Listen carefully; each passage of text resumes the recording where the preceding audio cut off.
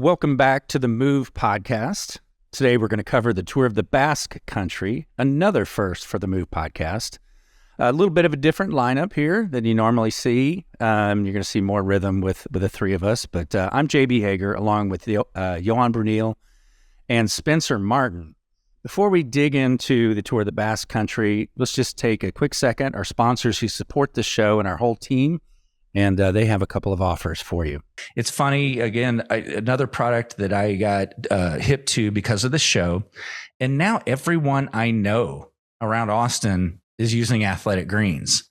I turned my wife onto it, and she puts some Athletic Greens in a shaker as she heads out the door every morning on her way to work, drinks it. It's like part of her routine.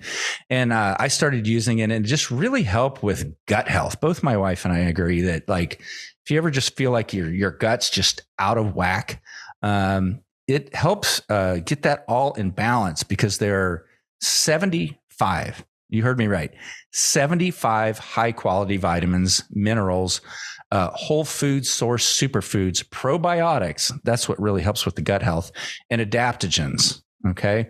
So definitely try this. You'll get hooked, just like my wife and I have, and everyone else we know. Just go to athleticgreens.com/themove. Again, that is athleticgreens.com/themove, and take ownership of your health and pick up the ultimate daily nutritional insurance. Today's show also brought to you by our partners at Manscaped. They've been telling you for quite a while about how to take care of everything below the waist. Now they've put together a great product for above the waist care. All right. Do you rock the beard? Do you want to take care of that? Now you can. And if you watch the first few seasons of The Move, I used to rock a beard. I might bring it back now, especially that I have this product. And I was never happy with any kind of beard trimmer I ever had. So I just got this pack. It's enticing me to bring back the beard, but it's the brand new Weed Whacker 2.0. And it's really, really slick. It comes with a whole kit that's just so well put together. I like good packaging when I get stuff. It includes the beard shampoo and conditioner, beard oil, and beard balm. All right. And the trimmer is cordless, waterproof, and it has a rotary wheel that gives you 20 different hair cutting lengths. I always kept mine real short, but maybe you like to get a lot longer. You have a lot of those options. So 20% off and free shipping for all of our listeners. Just use our code, THEMOVE at manscaped.com. That's 20% off and free shipping at manscaped.com. Use our code, THEMOVE. All right, not only another first for the Move podcast, another first for myself personally, watching the Tour of the Basque Country this past week. Beautiful region of the world, very new to me. And I want to start out with this, especially your knowledge of it, Johan, because quite often, like especially when we talk or are doing the coverage of the Vuelta, you guys always go, oh, they're in the Basque Country. Like, it's going to be chaotic. It's crazy. And I've always heard a lot about the Basque Country and how different it is. The language is different. I remember reading a story. I forget who the rock band was. They got on stage there and said, hello, Spain. And the crowd just about killed him. Yeah. So tell us a little bit more before we dig into this tour about that region. How far is it from you in Madrid, by the way? Well, it's completely north. So, the Basque Country borders with France. They call it the Switzerland in Spain. Because of its terrain. It's super green, very hilly. And it's an amazing. It's super beautiful. You have a coastline, which is not so much a coastline to go to the beach, but really stunning places there, and cycling is super popular. I was saying in the pre-show to Spencer, when I was a professional, I had never done the Tour de France before, and it was my first year on a bigger team on Lotto, which is still around nowadays. And my first experience with the Tour of the Basque Country, the first year I participated there, was incredible. It was my first time that I got the experience riding uphill into like a wall of people. Like, there's so many people. so many people, and they're all of a sudden they're in front of you. You don't know where to go. You don't see the road. And the Basque Country is also, I think it's the only place in the world where the cycling fans are so enthusiastic and cheer on everyone. Like they know all the names of all the riders, or the majority of the riders. And so, I mean, the Basque Country is, unluckily for most of the riders, it's very hard and very hilly terrain, so it's not much fun. But in terms of, the experience and living the cycling atmosphere, the Basque Country is really, really special. And then I was, out of curiosity, was reading a little bit about the language difference. And it's a language that predates Romance languages. And so, and then I'm teeing this up for a guy that speaks, I don't know, 6 languages. I was going to say, JB, I speak multiple languages, Basque, or they call it Euskera, because you have, the Basque Country also called Euskadi. I don't understand a single word. The only, not a single word. I can't understand it. I can't read it. It has nothing to do with Spanish at all. Somebody once told me, an ex-teammate, a Basque, said that there are similarities between the Basque language and the language they speak in Georgia, Russia. So I don't know if that's true, but if you read it, it is unpronounceable. It is it's completely separate. And also, the mentality of the people is different. They're up north. There's been not so much the same as Catalonia, because Catalonia is really fighting for independence. The Basque, I don't think they're fighting that much for independence, but they feel very different than Spanish people. It's a different part of Spain, and they could perfectly exist on their own, because it's also one of the richest parts of Spain, where most of the economy is, and a lot of industry and a lot of things are produced in the Basque Country. And who was your teammate? Who was your Basque teammate? Well, there's been many. Many, but one of the most famous one was Marino Lejarreta. Marino Lejarreta was, he was at the end of his career when I moved to Once. And he's the one who told me, and he is a real Basque, like speaks Basque whenever he can, speaks Spanish, obviously, but his main language is Basque. And that's what he said, that it was similar to Georgia. Huh. And something that Spencer pointed out to me, I guess, the tour is starting there. And, maybe it will jump. The Tour de France, yeah. The Tour de France is starting there, and it being as loyal of cycling fans to all cyclists, like you said, looks good for Vingegaard, right? He probably built a big fan base this week, and then we'll jump heavily into his dominant performance. But is that something that could work in his favor in July? Spencer, what do you think? Well, I don't think there's going to be anyone tackling Tadej Pogačar off the road to help Jonas, but clearly the terrain suits him. I mean, that was, I think maybe in the Twitter class, the Twitter chatter class, the thought was, well, Jonas can't really compete with Tadej Pogačar in a punchy Basque Country type of terrain, but I think he dispelled any notion of that this week. I mean, he looked pretty strong and pretty comfortable winning across pretty much every type of terrain thrown at him. Yeah. I mean, he was already second in 2021 in this race, just behind his teammate Primož Roglič. I think after what we've seen last year in the Tour and the year before, I think on those kind of terrains they're quite similar. But obviously he will have a little mental advantage, good memories, for being popular. I mean, Pogačar is going to be popular too. As I said, they root for all the riders. And then on top of that, you have the Basque riders like Mikel Landa and Johnny Aguirre, for example, who are like the favorites, right? Second and third in this Tour of the Basque Country. But it's going to be the start of the Tour de France is going to be amazing. Like, the knowing how cycling lives there. It's going to be really real spectacular. Remember your nemesis, Iban Mayo? Was he a Basque rider? He's Basque, yeah. He's Basque.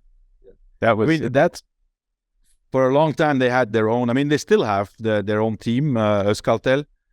But for a long time they were like one of the top league teams, and one of the guys was Mayo, and then we also had Aymar Zubeldia, who was also top 5 a few times in the tour, and then later on became a teammate. Funny quick story. When you guys were in Austin for one of your training camps for Postal, Mayo gave me a pair of his shoes. His name was written in them. They were brand new, and they were white shoes. And I was like, where did you get those? From PJ, who was working with you guys. Okay. And I was like, no one wears white shoes. I gave them away. He saw the future. I was like, knew what was this coming. was a long time ago. I was like, no one wears white shoes. And now you look at the Peloton today, almost all of them are wearing white shoes. Well, funnily enough, this morning I went on a mountain bike ride with my son, and he needs new shoes because keeps growing, and he asked me for white shoes. Yeah, they're all wearing them. All right, let's jump into the big story, and that's the performance of Jonas Vingegaard. I think some media, I don't know if you guys did, leading up to this, a couple small question marks by him, but what we saw was nothing but domination. It looked great.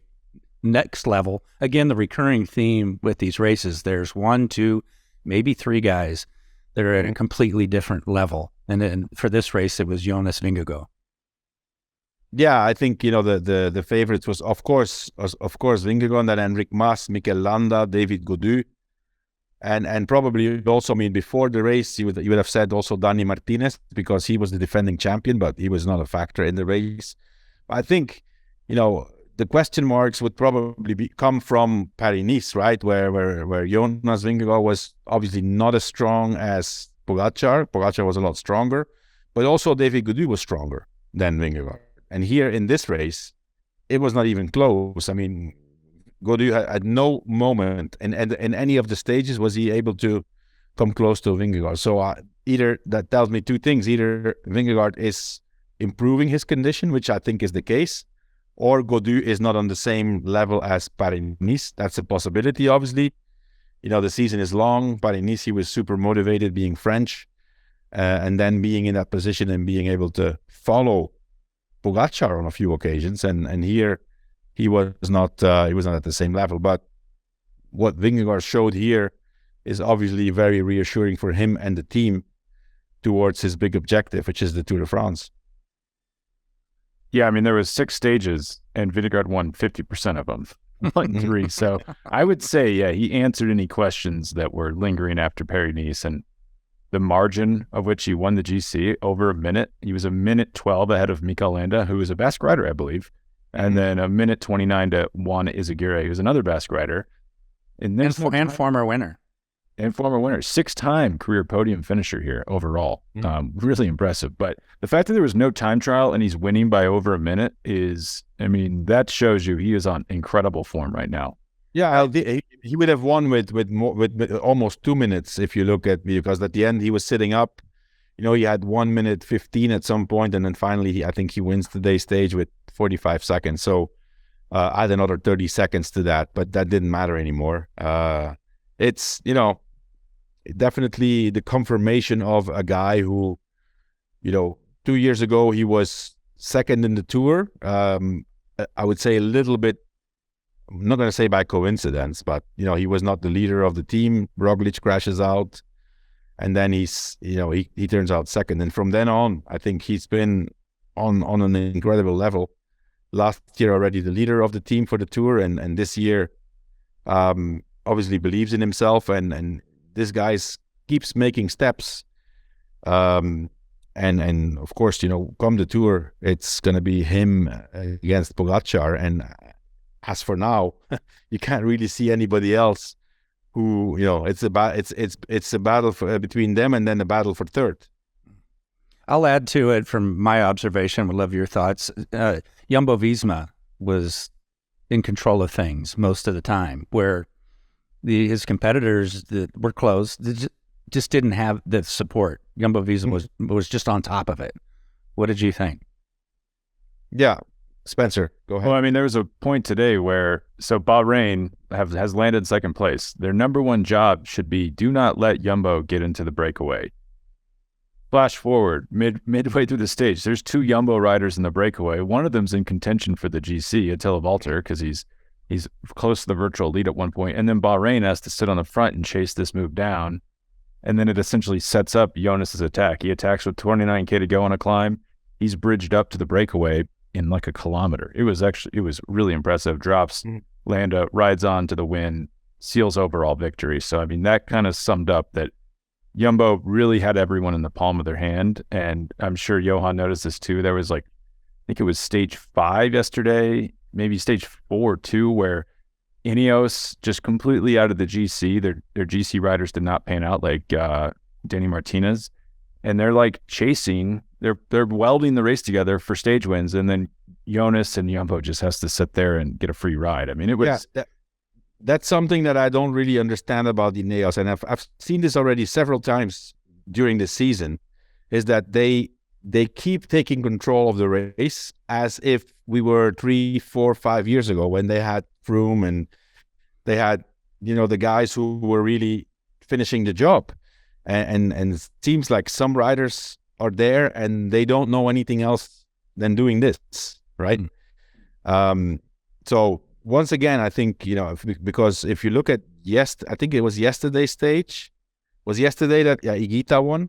So they take control of the race and they drive it, and then finally there's no Ineos in the front group and not in the first 15. Yeah. I think you mentioned that, Johan, a couple of years ago, that's what they've always done, and that's what is ingrained in them, is in their mind, they're still the boss of the peloton. Yeah, well, they should check the results. So show that Johan's not just talking crap. Their first rider in the GC was 34th, 14 minutes back, Danny Martinez. And yet, how much did we see Luke Plapp's beautiful Australian national champions jersey on the front of this race? I mean, we saw it. They're trying, but it's not working out. So, I don't know if that's something. I mean, it must be coming from the team management, or because I can't imagine that some of these riders just go to the front and start to work knowing that not one of these guys is going to make it to the front. So it's something I noticed a few times already, not just this year, also last year, also in the Tour. That's obviously their identity, steamrolling the peloton from the front and then grinding everybody down, but that doesn't work anymore. They did win stage 1, to their credit. So Ethan Hayter won the first stage in the sprint, but other than that, it was not a great performance from the team Ineos. I'm going to touch on stage 2. I had some question marks in my notes as a spectator. Downhill sprints finishes are just chaotic. It's crazy. It's risky. This was twisting like I had never seen. Looked very dangerous and technical to me for a finish. And what was your take on that? What was going on? Well, and then you have to see the comments of the riders straight after the finish. There was a lot of unhappy cyclists because obviously they all want to be in front. My take on it is that obviously you can't complain because downhill is part of cycling, right? You have to be able to go downhill. But putting a 10-15 kilometer downhill at the end of a stage, a technical downhill, and then the finish. Well, I mean, actually, I'm going to take that back, because if you look, for example, Milan-San Remo, you go up the Poggio, then you risk your life going downhill. But anyway, it's a stage race. It's different, So in my opinion, the organization has put this course together, and particularly stage 2, thinking that the stage was hard enough and that the last difficulty was tough enough to make a selection, and that it would be a select group of riders, or whatever, 7, 8, 10 riders, which would have been very different. Now, in today's cycling, 50 riders make it over, so it's basically a bunch sprint from the top of the finish from the top of the climb to the finish. It's a bunch sprint, and they're going. And some riders crashed. I don't know if Marc Soler crashed. I think was one of them. I don't know if he crashed. I think there was a little bit of confusion about if he crashed on the descent or earlier in the stage, but he did have a bad crash that day. Okay. Anyways, even the guy this says a lot. Even the guy who won, Dutch rider Ide Schelling from Bora, who doesn't win a whole lot. One of his first things he said is, "I can't understand this type of finish." And he won the stage. So I think that says it all of how scary it was. And obviously, taking into account the security and the safety of the riders, these type of finishes should probably be reviewed, and we should not see this anymore in the future. One thing that I observed when you talk about security and safety of riders, and I really noticed it today on stage 6, I had never seen this before.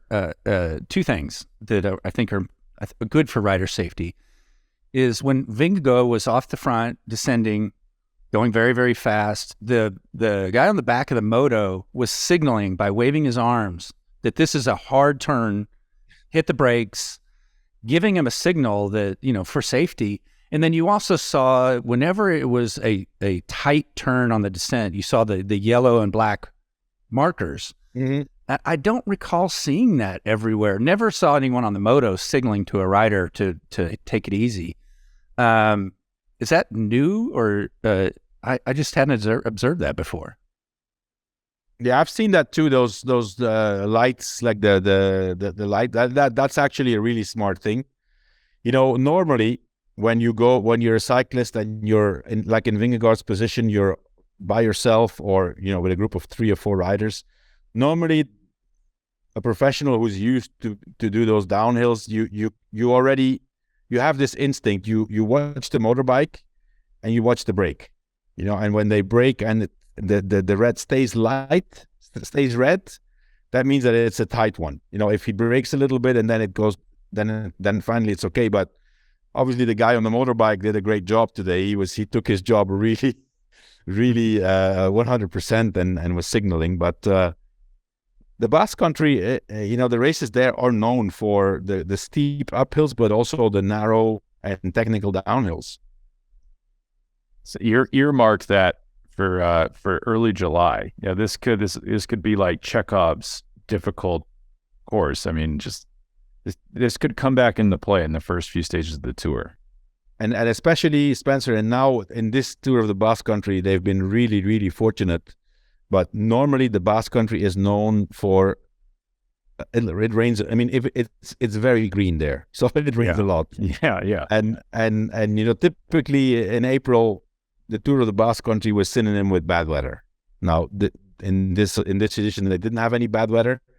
But if it's in the Tour, and it may rain in the Tour, it's no guarantee it's gonna be dry and sunny. That course is something else with bad weather. So you need to be super, super focused and be in the front, and everybody wants to be in the front, and the Tour with the stress, so it's a whole different game. It's a whole different game than the Tour of the Basque Country. Yeah, go ahead, Spencer. I was going to say one note on stage 2. If we operate from the assumption that the organizer isn't just trying to endanger the lives of the cyclists, that probably happened because they're not adapted to modern cycling. That, I think Johan was saying like 20 years ago, that would have been, group of 5, group of 10. Everyone's just so strong in the modern peloton that you're getting a group of 100 going over that climb. Yeah. One of my other notes on safety is at the finish today, and I don't know if it was at the other sprint finishes. I didn't notice it, but they gave all the fans those inflatable band. The commentator called them air sausages, and they're pounding them on the outside of the banner, inside the rail. And one did drop right after Vingegaard had gone by. One fell into the road, and I could just see that getting tangled up in spokes. Like a terrible promotional item to have. You didn't even see what the sponsor was on it. I couldn't see them here on my background. Yeah. Yeah, there you go. Yeah. Like, that shouldn't be happening. Not a good idea. Not a good idea. You know, whatever you give promotionally to fans and it sticks out the barriers. I mean, in the Tour, sometimes you have these big green hands in the past, you know, that I think it was PMU or something, one of the sponsors of the green jersey. We've seen accidents with that. This is not a good idea. I agree. I mean, it makes a lot of noise. They make noise with it, right, at the finish. But I mean, obviously today they came in little groups, but imagine this in a bunch sprint. That's terrible. I mean, look on the back on my background, all the stuff that sticks out of the barriers. Yeah, you know, between that and everyone holding their phone out, it's just disaster. Yeah, I think Turushov got sliced by one of those green hands. You remember this? It was like a sprint finish, exactly. Yeah, he was going so hard it was like blood spraying everywhere. Yeah, it was like in his upper arm, I think. Yeah. Something else I had in my notes. This is interesting. A lot of times it's hard to avoid all the spoilers on social medias. You almost have to turn your phone off until you get to watch the race. So stage 5 did get spoiled for me, and I saw the notes, and it's like, Sergio Higuita wins a sprint? I'm like, wait, how is that? That's unusual. And then I went back to look. I want you guys to elaborate on it. And then I saw that there were 5 climbs in the last 20K, and I was like, oh, that makes some sense. Mm-hmm. Why don't you elaborate on his victory? And, well, we should say, I'll back up just a little bit here. This is kind of like, it's a good thing and a bad thing. Every stage at the Basque Country kind of tends to be the same stage. Like, you have some climbs. I think we had one summit finish here. That was stage 3 that Jonas Vingegaard won. But other than that, you're going up some climbs, you're going down some climbs, and then you go down a descent, and then you have a finish. Sometimes it's a sprint finish. We call them sprint finishes. They're really just, select groups, and then the fastest rider wins. Like Ethan Hayter wins stage number 1. That was probably the most sprinty of the finishes. Ide Shalane wins stage 2. That was a downhill slalom almost, not really a sprint finish. Uphill, super steep uphill, stage 3, Jonas Vingegaard wins. Downhill finish or flat finish after a climb, Jonas Vingegaard wins again on stage 4. Really impressive victory. Maybe we should touch on that a little bit later. Stage 5, Higuita wins. Stage 6 today, Vingegaard wins. Flat, but after a bunch of climbs. Johan, do you want to... I was like concerned about riders hitting cars on stage 5. So I was like kind of distracted from what was going on there, but Higuita, if you recall, he got ridden into the barriers on stage 3. I think it was like so steep, and JP Lopez wasn't really paying attention, and he kind of pushed him into the barriers. I think he ran out of power, and so because Lopez was already in a breakaway before, and all of a sudden I think his legs just didn't work anymore, and he kind of went to the right, and Higuita was pushed into the barriers there. And it was 25% at that moment, I think. Yeah. They looked like boxers. Like at the end of a round, they were like stumbling all over each other. And then, so I was impressed that he came back on stage 5. It was kind of a vintage, if you were going to imagine a race that Higuita wins, it'd probably be a stage like that. It was a lot of punchy climbs, a small group that he wins a sprint out of. I think was probably positioned better. He is fast. In stages like that, and it was an impressive win because he came like from 7-8 positions, and basically it was no contest. Nobody was even close to him. That was a nice. It's his first win of the season, and also an important. I mean, so finally Bora wins 2 stages. Jumbo Visma wins 3, and it wins 1. So three teams won stages, and the rest, everybody else goes back home empty-handed. Nah. All right. I was just going to ask Johan, what report card would you give Ineos about this race? They win stage 1 with Ethan Hayter. Ethan Hayter, not a great season, and then I felt like not a great I thought he would contend for more stages here, but he didn't get close after stage 1. No, he tried. Well, there's one stage. Actually, the stage that Higuita won, he was in the group just behind it, so he obviously tried really hard and didn't make it back. But obviously, Ineos is more than this. Okay, win stage 1. Fine, that they obviously came for that because that's the reason why Ethan Hayter came. There was no sprinters, like no real sprinters in this race, never. So if Hayter comes to this race, it's because he thinks he has a chance for a few stages. But then after that, I mean, 34th in GC and never even being a threat to anybody, that's not a good report.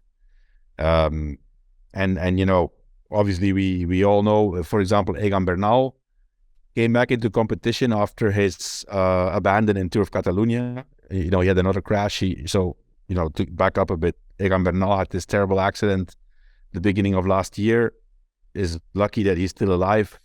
Is even more lucky that he can still ride a bike, and started racing again this season in Argentina. He had a crash there, had to abandon. Then he started again in Tour of Catalonia, had another crash on the last day, so they took him out of the race out of precaution, and now here he started again. And obviously we know that, you know, he wasn't ready, and he did a lot of work for his teammates. Now, a part of stage one where he did a lot of work, the other stages, his work was not even, I mean, it didn't serve any purpose because they were never close. And you know, it's like I said in our pre-meeting, you know, in a pre-show meeting, it's like, right now, Egan Bernal is obviously racing, and he is trying everything he can to work for the team. But I'm a bit concerned, a bit worried that he's going to get stuck into this role now of, you know, doing the job and trying to do the hard work. But since his form right now doesn't allow him to be with the best riders, the gap he has now between the best riders and his form right now is getting bigger and bigger, because once his job is done, which is sometimes half race or after 3/4 of the race, then he gets stuck into a group where, you know, the people have all of these people have done their job, and they basically go to the finish. I'm not going to say they cruise to the finish because they have to go fast, but he doesn't have that top end anymore of efforts in races. So he will need to compensate that with those kind of efforts now in training. And if he's not able to do that and catch up in the next 2-3 months, before he knows it, 2 years have passed, and he's 3-4% behind the top riders already, and that's a huge difference. So, you know, obviously it's good to see him back racing, but I would love to see Egan Bernal save himself, not do the work as a teammate, and then try to hang on with the best riders in the end of the stages as long as he can, because that's how he's going to push his limits and get better. That's really interesting. On the heels of that, you think about it, because when Bernal won the Tour de France, we were like, this guy could win 5 more, right? How quickly it changes. Now let's back up to the conversation we had about Pogačar. Why is he doing Flanders? Why doesn't he do the Tour? It makes me think, if it's like you have to seize the opportunities, hit the goals you want while you're young, while it's changing fast, because you never know what situation might take you out of contention. One bad crash, and you know you're no longer able to achieve your career-wide goals. It starts to make more sense if you look at it that way, to me anyway. Well, and not even a crash. I mean, someone that was in the break today, I'd honestly forgotten about this person. I apologize. But Emmanuel Buchmann, remember he was 4th in was that the 2019 Tour de France? 4th or 5th. Yeah, it was 2019, the one that Bernal. And now not even a contender in the GC at a 1-week stage race. And it just shows you, it can just go up in smoke. As you say, you kind of disappear from the front for 24 months, and then you just don't have the gear, the inner gear anymore to be able to hang with that lead group. Yeah. And for example, in Pogačar's case, right? So he won the Tour already twice. He absolutely was, I mean, he fell in love with the Tour of Flanders. He wanted to win it since last year. He knew he could win it. Now he's done it. And he's one of the only 3 riders in history who has won the Tour de France and the Tour of Flanders. You know, only Eddy Merckx and Louison Bobet have done this before. So these guys are pursuing their specific goals. So, okay, I'm good now. I need to do it now. Who knows? Next year, there's another guy coming, and 2 years later, I mean, listen, who would have thought that Vingegaard would be I mean, he got second in 2021. He won in 2022, and now he's the main rival of Pogačar. So in 2020, when Pogačar won his first tour, there was nobody talking about Vingegaard. Wow. That window to dominate, say it's 2-3 years. It seems like it's 2-3 years now. It's getting smaller and smaller, that's for sure. Ooh. Okay. Go ahead. I was just going to say, wild to think about. I vividly remember like writing my newsletter for the 2021 Basque Country, and Vingegaard was an unknown then, right? Because he had yet to finish second the Tour. And then now, as you say, he's really the only person that could stop Tadej Pogačar at this Tour de France. I mean, that is a really fast rise. And like how long is that? How long can you really hold that? Yeah. We all saw Carapaz go from make the team change. He's now on EF EasyPost. And I mean, is there anything left in the sky? Where would you put that? That's a little harder. That's like, wow. That's like coming in with the sledgehammer. Hey, I go off cues of listening to you guys when we're off the air. Let's put it that way. What's that look like? I think listen, he's a great rider. He's a stage racer. His Palmares speaks for itself. He won the Giro, was second in the Vuelta, he was third in the Tour. Last year he was second in the Giro again, so obviously he still has it. Starting a bit slow. Obviously, he's trying. Tour of Catalonia, that was his first race there. We could clearly see that he was not up to the level of the guys. It was Roglic and Evenepoel. He was far behind that level, actually. I would have expected him a little bit better. He actually came in with ambitions. Rigoberto Urán said in an interview that Carapaz was the leader of the team. I don't know where he finished finally in the GC, but he gave it a few tries. But it's more. It seems like his motivation is stronger than his actual physical capacities right now. I'm pretty confident he's going to get there. He's going to get up to it because, he does focus on the Tour and the Vuelta. So he can allow himself to be a bit slower in the start of the season. But, if you're, like in the month of, let's say in the month of May, end of May, beginning of June, he has to be there, he has to be up there. He was not. I don't think he was even the best of his team. I think Chavez was better in this Tour of the Basque Country. At least he had better results. Esteban Chavez. Yeah, Chavez was definitely better. My concern about Carapaz is, I think Johan and I have a soft spot for him because he's a badass. He's just kind of a killer. He's like an old school racer. The concern is, it seems like this is a bad habit he's fallen into since last year. Last year, he starts the season incredibly out of shape, like probably in better shape than us. But in terms of like a top GC rider, just not fit. He did build himself up, as Johan said, to be there at the Giro, but it just seemed like he could not make up for the holes in his fitness, and he kind of got picked apart. Like in retrospect, Jai Hindley was waiting for that final day and picked him apart where he knew Carapaz was weak. A full-strength Carapaz wins that Giro d'Italia. Probably even pulls back any type of deficit in the final time trial. Since then, we've seen him. He goes to the Vuelta. He wins 3 stages, and Carapaz could have a career as an incredible stage hunter. So to say he has nothing left would be an exaggeration. But as far as GC, this habit of like using racing to get in shape, I think does not work in modern racing because you're never going as hard as the top guys are when they're training. Like these races are probably easier than Jonas Vingegaard's training days. And then as Johan said, if you're not there, if you're attacking and getting caught, you're not there when like the SHIT is going down on the final climb, and you're just going to lose that speed eventually. So that's the concern I would flag for Carapaz. At 29, he's got plenty of years of stage hunting ahead of him.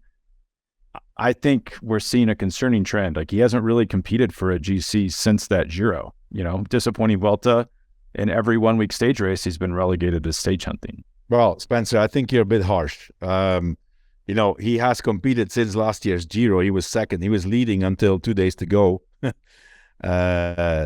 won the Giro. Then he was second in the Vuelta, I think, behind Roglic. Then the second year Pogačar wins, which is 3 years ago. He was third in the Tour. Yeah, so, 2021. And that, I thought that was a great ride. Yeah. It shows, and then he gets second at the Giro last year. It shows you he can come back from just being like hopelessly out of shape to finish on the podium. It's pretty good. I mean, it's pretty good. I wish I could say that from my career. I won the Giro. I was second in the Vuelta, third in the Tour. That's there's not that many riders being able to say that. But it's true that, obviously last year, I mean, you always get judged based on your last performance, right? And his last performance in a Grand Tour was the Vuelta. Turned out to be a success with 3 stage wins and the Mountains jersey, but, he was never even close to being on the podium or top 5 or anything like that. So let's give him some credit. He's peaking towards the Tour and the Vuelta, so I'm still hopeful that he can, he's not going to win. He's not going to win the Tour. I can tell you that right now. Sorry for all the South American fans of Richard Carapaz, but he's not going to win the Tour. Well, it's still nicer than how I started this conversation. I mean, I guess, yeah, he could podium the Tour. Yeah. I mean, he's talented enough that it's possible. But which is also, Spencer, and these guys know very well, like for him to be on the podium of the Tour, it kind of equals a victory in the Tour because you're just the best of the rest. If you take away Pogačar and Vingegaard, then, you're the best. And a podium for that team would be huge. Yeah. Well, yeah, there's more candidates, but I think he has a shot at the podium. But the only concern I would flag there is, you kind of touched on it. Is he gonna be the strongest rider on his team at the Tour? Like, yeah. How's Neilson? Okay, so we don't think Neilson Powless is gonna come along. Oh, okay, yeah, Neilson Powless, for example, yeah. But I don't think Neilson Powless is at that level yet to say, okay, I'm going to top 5 here in the Grand Tour. We haven't seen that from him yet, and he's obviously shown that he's a super complete rider. It's a bit, flying under the radar, but he is one of those riders who, can do a good stage race. He can win a hilly classic, and then, like, for example, he won San Sebastian, and then, top 5 in the Tour of Flanders. He was 5th, right? He was 5th, yeah. I mean, first time ever riding that race. It's 5th. That's, and there you see how much cycling has changed. Like, it was unimaginable to be in the final of the Tour of Flanders and participating your first time and being up there. When Pogačar showed it last year, Van der Poel showed it also his first time in participating. He was 4th. Anyway, Van der Poel is special. But they're all special, these guys, nowadays. So Neilson Powless is definitely, having that wide range of races he can win. Future looks bright for him. And I think Johan was the one that said about Miguel Landa. Landa's lurking. Elaborate on lurking Landa. I like that. Well, he talked about this on our outcomes prediction show for one of the 1 week stage races, that people kind of forget about him because he doesn't win all that often, but he's very good at finishing second and third at these really hotly contested stage races. Yeah. So once again, I think for him also, this second place is it's like a victory. I mean, he Vingegaard was untouchable, and for him, I'm sure Landa goes home very satisfied, with a second place in GC, no stage win, but him and his team will be very happy.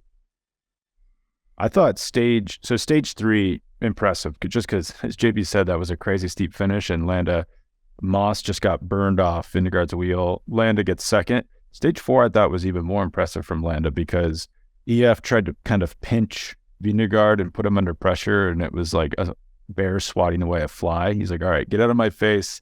I'm just going to attack you, drop all of you. I'm just going to ride to the finish myself, so I don't have to deal with any of you. Landa goes with them, and then Landa kind of tried to put him under pressure on the descent. Didn't quite figure out the angles on the descent. So he still has a little bit to learn about descending. But Landa was working with him and tried to outsprint him at the finish. He doesn't win, but to hold off that chase group was pretty impressive. Like basically there Spencer. Sorry to interrupt. But basically there Landa was riding to ensure his second place. Yeah. That was. He could already see that was about the best he could get. And so there he had every interest to work together with Jonas and go together to the finish. Something I'll throw out there for our largely American audience. I mean, we do reach all corners of the world, but Brandon McNulty looked good to me. Of course, in the Tour, he'll be working for Pogačar, but at 25 years of age, he can accelerate quick, climb well. What do you guys see in the future for him? Yeah, I mean, he's a very complete rider. Has a good time trial, can climb. He's good everywhere. He's not the best anywhere, but he's good everywhere. So obviously that's a good quality to be. What I don't know what place he finished in G7. 7th, but only 10 seconds off the podium. Okay, so I mean there was obviously a big battle going on for the podium at the end with those, late attacks. He could have been on the podium. That would have been, great. And I think, this race, he took the opportunity. It's one of the few races that he has the chance to ride for himself, because if he's riding with Pogačar, then he's at the service of Pogačar. So, sometimes, 7th, you could say, okay, only 7th in the Tour of the Basque Country. But, if you're 10 seconds off the podium, you must be in very good shape, so don't know what his program is now for the next races, but Brandon McNulty is probably, if he participates in Amstel and Flèche Wallonne and Liège-Bastogne-Liège, especially Liège-Bastogne-Liège, it's the guy we will see in the front in Liège-Bastogne-Liège. Any parting thoughts before we wrap this up? Of course, we have a big day tomorrow, but I'll let you guys, if you had anything else, I didn't want to cut you off. Anything else? I've 2 questions for you guys. So just one thought experiment, something I think about as I'm walking around my day. What if Brandon McNulty went to EF? Like would he be the leader on that team for the Grand Tours? And maybe, I mean, he could definitely do one Grand Tour and being the leader. If Carapaz goes for the Tour, then he could be the leader in the Giro or the Vuelta. Now, there's a huge difference.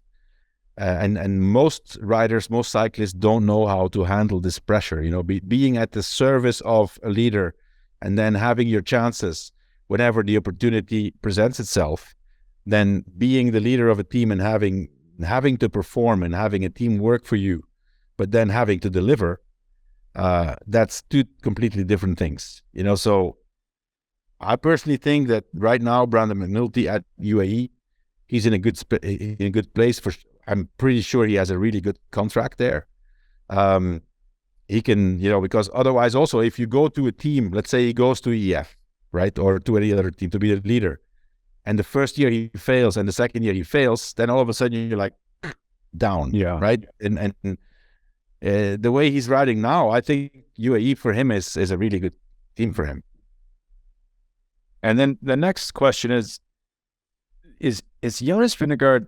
So Tadej Pogačar, what he's doing is unbelievable. Winning Flanders, his one-day exploits are unmatched, maybe even chasing down Eddie Merckx's Palmares. Like, you can't say enough good things about that. But just going for the Tour de France 2023, is Jonas Vingegaard the favorite? Would you consider him the favorite? Or, this was a really impressive performance. He's had a really impressive build. You could argue this is a much better program for building into the Tour. How are you viewing his Tour chances against Pogačar with this performance in mind? Right now, it's difficult to say, Spencer. I mean, they've come head to head once in Paris-Nice, and Pogačar was clearly a lot better than Vingegaard. Right now, I think the Vingegaard of Tour of the Basque Country is quite a bit better than the Vingegaard of the Tour of Paris-Nice. So I like what I see there. Gradually building this form. But now, he's not going to race anymore until Dauphiné. So, he's going to go on altitude training and doesn't do any of the classics. Personally, I think that the strategy and the planning of Vingegaard and Jumbo-Visma with Vingegaard to get ready for the Tour is a proven method that works. You know that you know that he's going to be ready, and the team is going to be ready. And you know, the strategy of Pogačar, we don't know. You know, I mean, he peaked really early. He was very dominant. He won anytime he wanted to win. He won, except Milan-San Remo, right? Other than that, he won all the time. He won in you know, his first race. Then he won Andalusia. Then he won Paris-Nice. Now he won Tour of Flanders. So now the question is, how do you manage this time from now till for him? Well, first of all, he will do the classics, so Liège-Bastogne-Liège, I think. So obviously that will be a big head-to-head with him and Remco. Don't know who else. I mean, I think Roglic is not racing, or any of these other guys. But and then how do you manage after the classics? How do you manage that time till the Tour of Slovenia, which is his race before the Tour de France? And me personally, I like the approach Vingegaard, Jumbo-Visma better. But listen, Pogačar's Pogačar. He's the wonder child. You know, he's the wonder child of cycling. And, you know, he can do anything. So you would say, okay, Vingegaard has to be the favorite because he's the defending champion, and he beat Pogačar last year really dominantly in the Tour de France. But Pogačar of last year in the Tour was not the Pogačar that at his best. So they're both, I don't think we can say they're both equal, in my opinion, for the Tour. All right, we're going to wrap this up now. And I was just looking to see if it's posted yet. Johan and Spencer, who do outcomes. That's if you like sports betting, but it's also just a fascinating preview of you guys predicting what's going to happen. And I look at here. It is live. It is up. So you can get their outcome show where they go in depth of what you guys are predicting, what's going to happen. If you're into sports betting or can do it in your state or country or whatever, you can, it gives you some extra excitement watching the race. Let's put it that way. But that's posted. You can get to it by getting a season pass at wedo.team. Once you're a season pass member, it goes right into your mobile feed or anything like that. So you can just listen in your car, wherever you want, on a run, on a bike ride. Great show. Really. And in fact, that's what I'm going to listen to after we get off here. And then that's for our parody Roubaix preview for tomorrow. The so if you're Roubaix wondering preview. why aren't these guys talking about Roubaix, it's over on Outcomes. It's on Outcomes. And that's Spencer and Johan, who you are listening to right here. So go check that out. Again, wedo.team, join the season pass, get your member t-shirt, and get great things like Outcomes on your podcast feed. So on that note, guys, thank you very much. Great show. Always appreciate both of you, Johan and Spencer, and have a good day.